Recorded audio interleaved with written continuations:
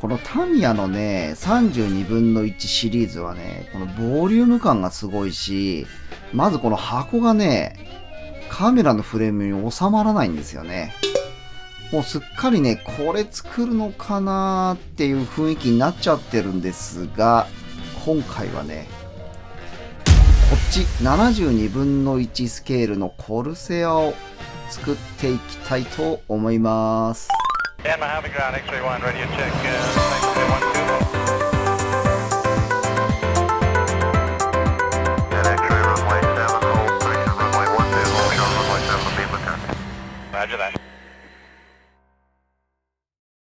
この動画もね、また1年半ぐらいね、放置してあったんですよね。で、最後にね、公開したのが2023年の4月でね、ボリューム3まで公開してたと思うんですけど、今回ね、またこの作品を最後まで完成させたいと思います。はい、一度ランナーの方を全部並べてみたんですけど、全部でね、5枚になりますね。部品点数自体はね、そんなに多くない感じがしますかね。でね、やっぱりね、金型が新しいせいかね、作りは非常にいいですね。ただやっぱりね、省略されてるところとかもね、結構あるので、パネルラインをね、追加したりとか、あとリベットの追加とかもね、できる限りの範囲でやっていきたいと思います。ではね、インストの方を確認していきたいと思います。内容的には一般的な航空機のね、プラモデルを作るのと工程はほとんど一緒ですね。最初にコックピットを作って、主翼の方を組み立てて、機体の方を合体させて補給類をつける感じになりますね。でね、最後にですね、こちらの製品は完成をね、A タイプ、B タイプ、C タイプから選べるようになってるんですけど、今回はね、A タイプのアメリカ海軍第17戦闘飛行隊っていうのを選んで作っていきたいと思います。では、コックピットの部品を切り出して塗装する前段階までね、進めていきたいと思います。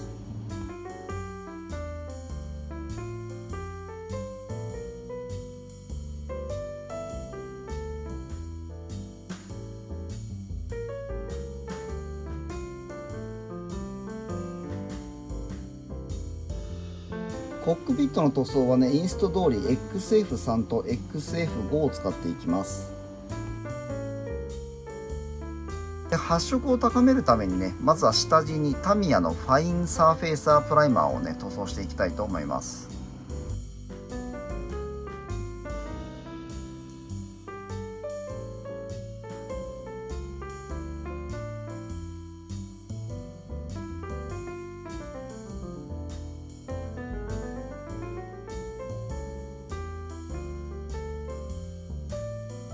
続いて X18 を使ってコックピットの中のね、細かい塗装をしていきます。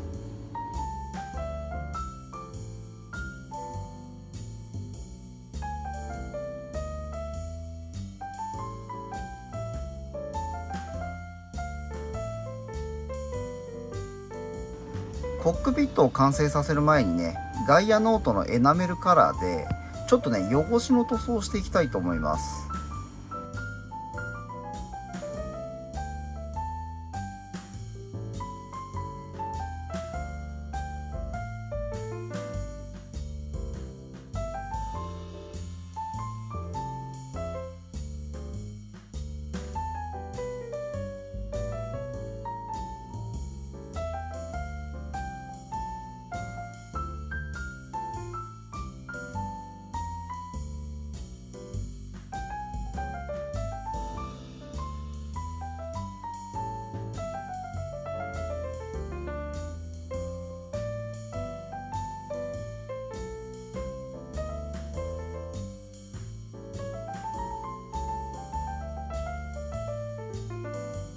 付属のね、デカールについているシートベルトをね、そのままシートに貼り付けるとね、なんかちょっと嘘っぽくなっちゃうので、まずはね、シートベルトを鉛の板でね、ちょっと加工をして、その上からデカールを貼り付けることにしました。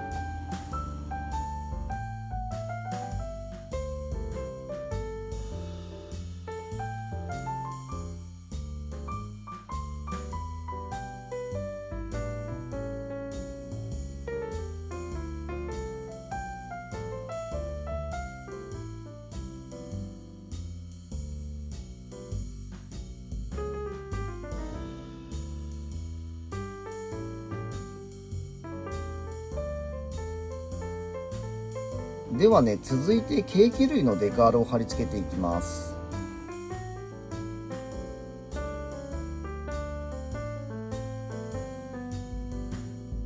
で続いてね、コックピットの組み立てを行います。このねコックピットね、すごい面白い作りしてて、これシートが宙に浮いてるんですよね。で足元がスカスカになってて、この後ね機体の下に窓をつけるんですけど、おそらくなんですけど、これ多分ね海上のねこの艦隊を見つけやすくするためだったりとか、あと下から迫ってくるね敵機なんかがね見つけやすくなってるんじゃないかなって思ってます。コックピットがね完成しましたので、この後ね機体の方に乗せていくんですけど、もう同時にね機体の貼り合わせも行っていきたいと思います。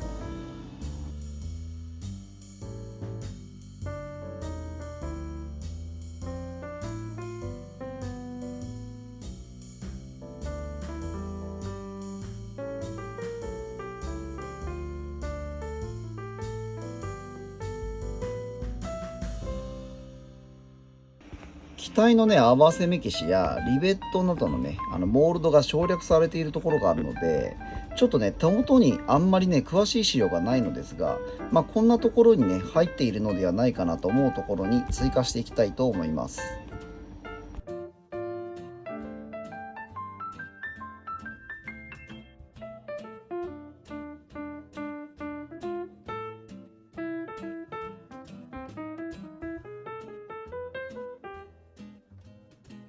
合わせ目がなくなったかどうかこれじゃわからないので、一旦ねサフェイサー塗装をします。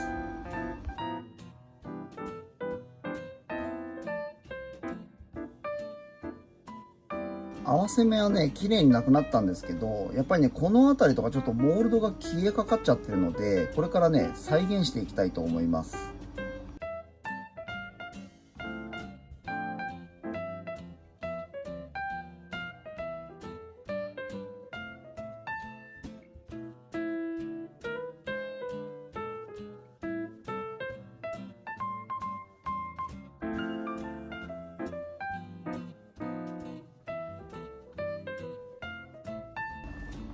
これね32分の1スケールのキットの中に付属している資料になるんですけど、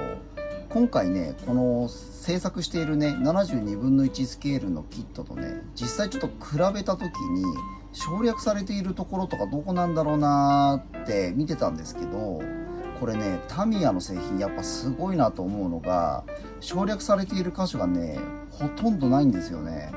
でこの72分の1スケールの中でね、ここまで省略なしで再現されているのはね本当にすごいなと思いますよ。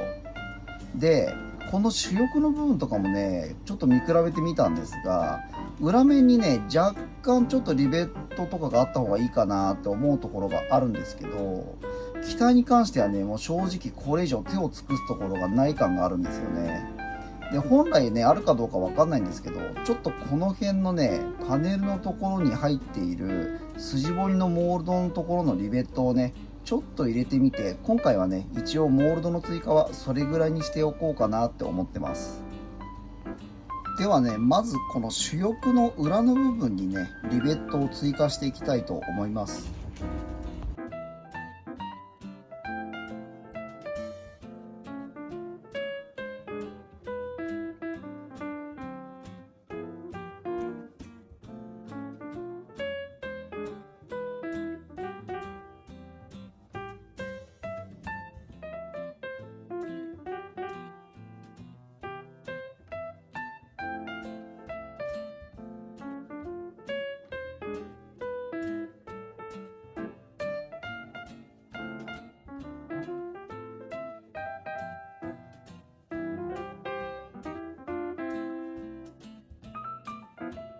ではね続けて機体の方にもリベットの追加をしていきたいと思います。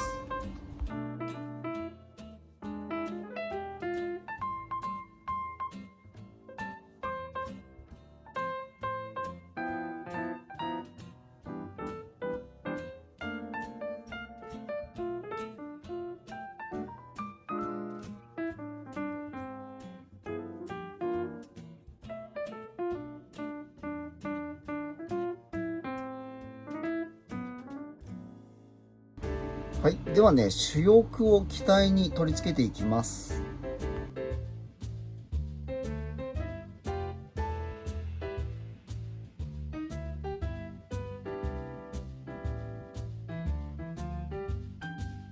機体とね、主翼の間に隙間ができてしまってるので、今からね、これを修正していきたいのと、あとついでにね、水平尾翼を取り付けていきたいと思います。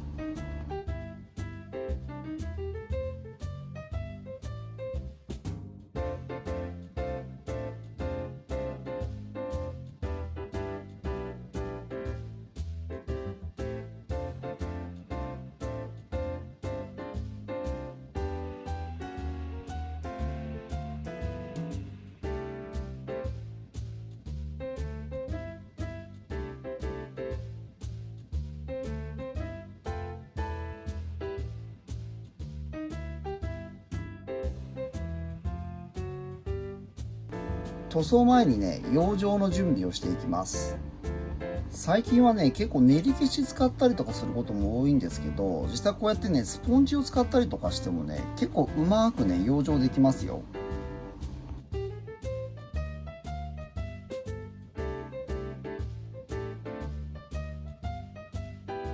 ではね、下地塗装をしていくんですけど、まずはその前にね、プラクリーナープラスを使って表面のね、油分とかホコリを落としていきます。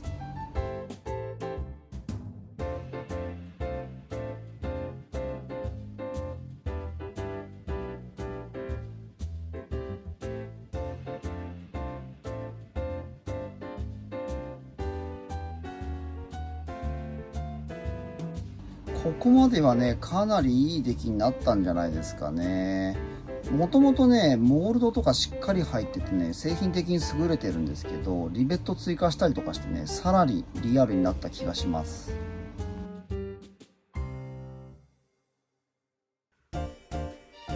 で、本格的に塗装に入る前にね、ちょっと先にキャノピーとかをね、接着していきたいと思います。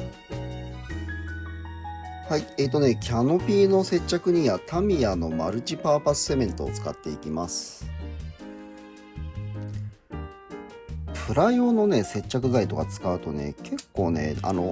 知らない間に透明のプラスチックをね、ちょっと侵してしまったりとかしてね、仕上がりが汚くなることもあるので、なんだかんだ言ってね、このビニール系の接着剤がね、一番綺麗に仕上がると思います。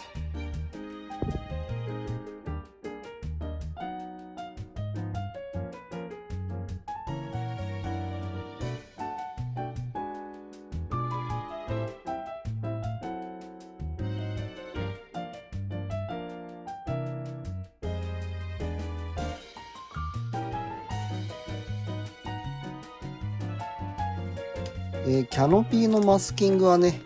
こちらの既製品のマスキングシートを使っていきます。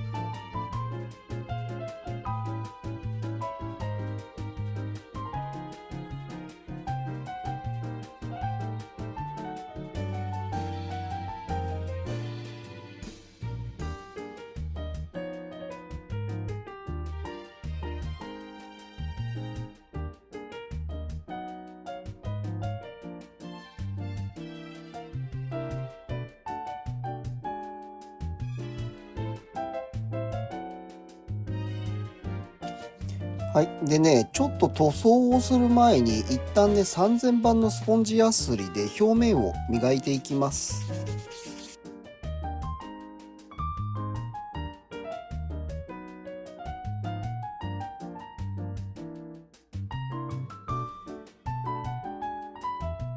はい。次はね、プラクリーナープラスで表面を清掃します。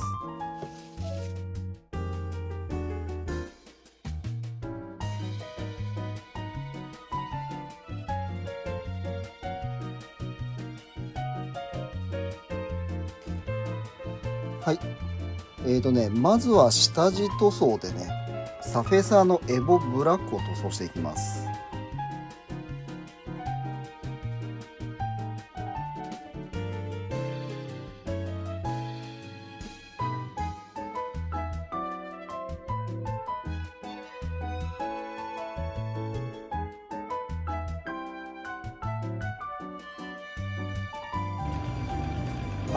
次はねミスターカラーのシルバーですね。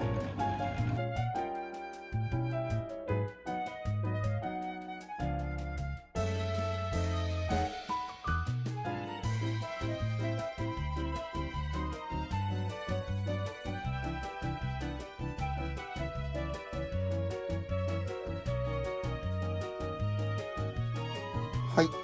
このシルバー塗装が終わった上からですね、今からミスターシリコンバリアを塗装していきます。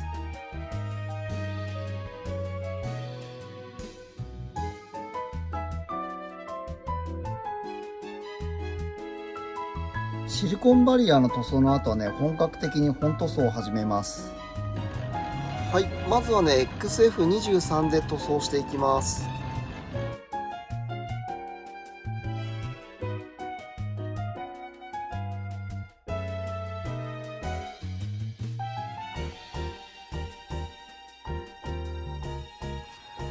今ね2番目の塗装をするためにマスキングをしてるんですけど、この境界線をねちょっとなるべくぼかして塗装したいので、こういう場合はねこのマスキングをピタッて貼ってしまうとこの境目がしっかり目立ってしまいますので、ちょうどぼやかしたい位置がねこのラインになるんですけど、こういう場合はですね、一旦まずはこんな感じで大まかに貼っておいてから、内側にね、内側じゃないか、外側か、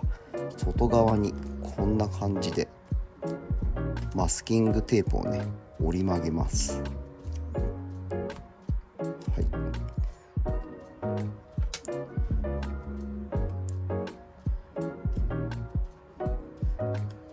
い、でそうするとですね、ここがねちょっとたわみますので、折り曲げることでねここが境界線がねしっかり入らないので、ぼやけてね塗装することができます。はい、では次は XF18 を塗装します。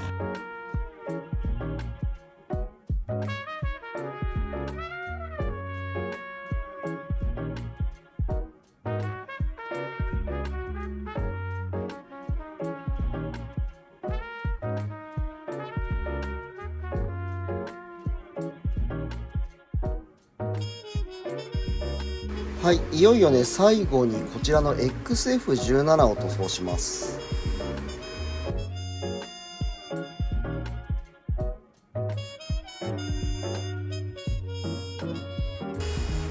ここはねちょっとカーブを描いてるんですけど、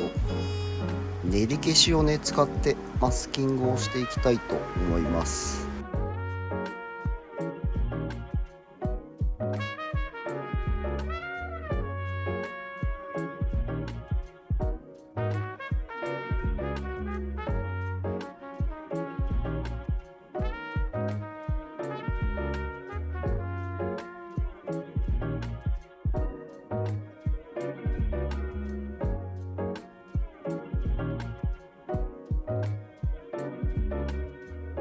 今からねこのマスキングを剥がしていくんですけど、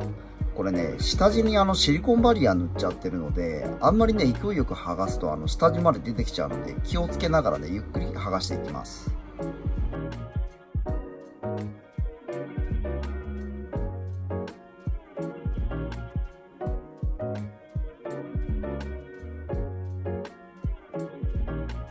はい、塗装が終わったんですけど、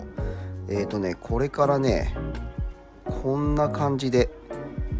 爪楊枝とかでね表面を少しこう削ったりとかして塗装をね落としていくことによって、この下地のね金属を出していきたいと思います。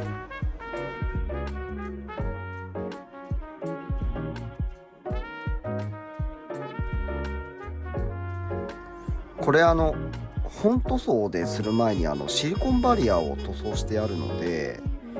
塗装がね、この塗装の密着がですね、弱くなってるんですよね。なのでこういうねちょっとした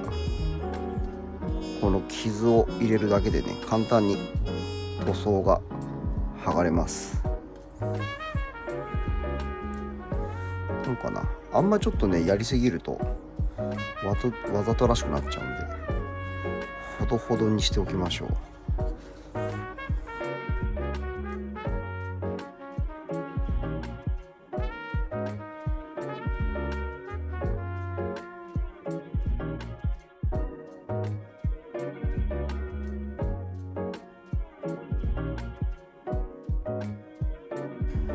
はい、こんな感じでね塗装の方を剥いでいきました。はい、今からスーパークリアの半光沢で上からトップコートをかけます。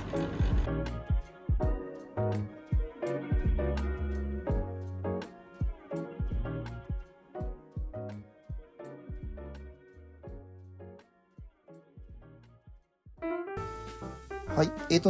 ールのね貼り付けを行う前に、こちらの X9 のブラウンと X1 のブラックを使ってウォッシングの塗装を行います。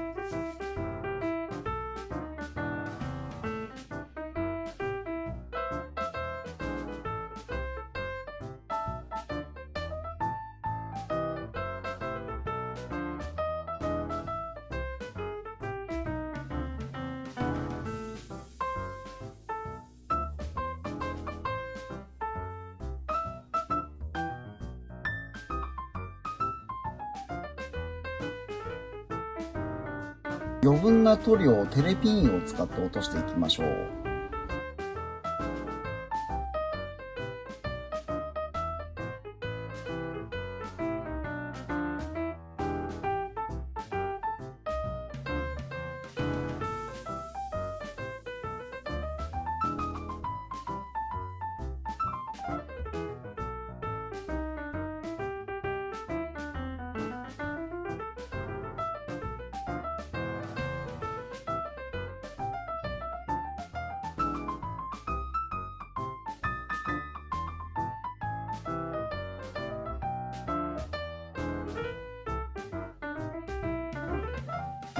はい、デカールを貼り付ける前に一回ね、表面のザラザラ感をね、このスポンジヤスリの3000番で整えていきます。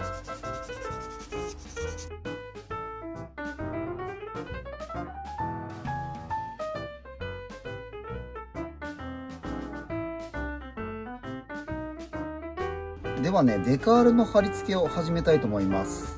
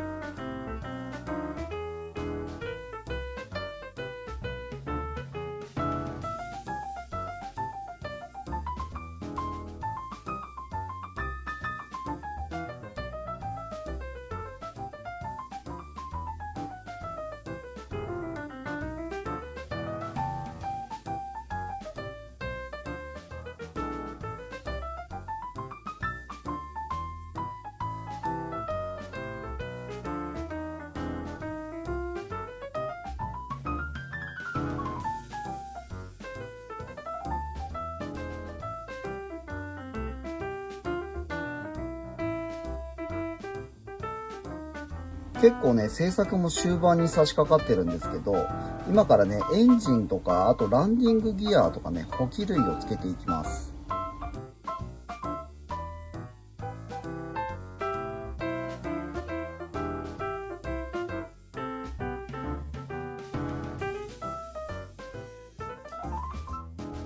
最後の塗装は艶消しのトップコートを塗装していきます。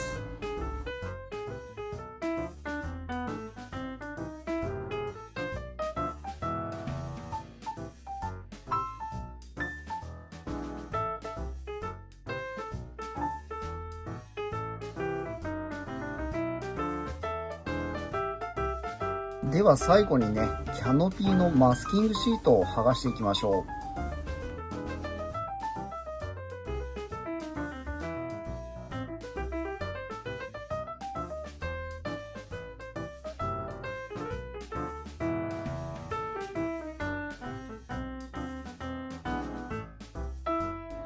はい、完成です。できました。ちょっとね、傷入れすぎちゃった感はあるんですけど、まあ色合いもね、結構いいですし、なかなかいい完成具合なんじゃないですか。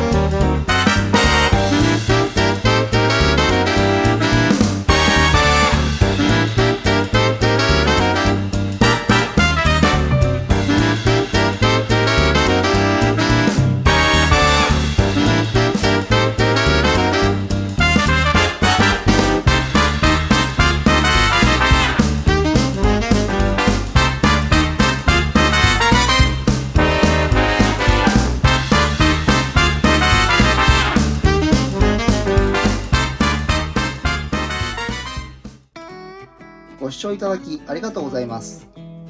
このチャンネルでは私が作りたいと思うプラモデルの制作過程を配信しています。何かリクエストがあればお気軽にコメントをしてください。気に入っていただけましたらいいねボタン、そしてチャンネル登録をお願いします。Twitter や Instagram もございますので、そちらのフォローもよろしくお願いいたします。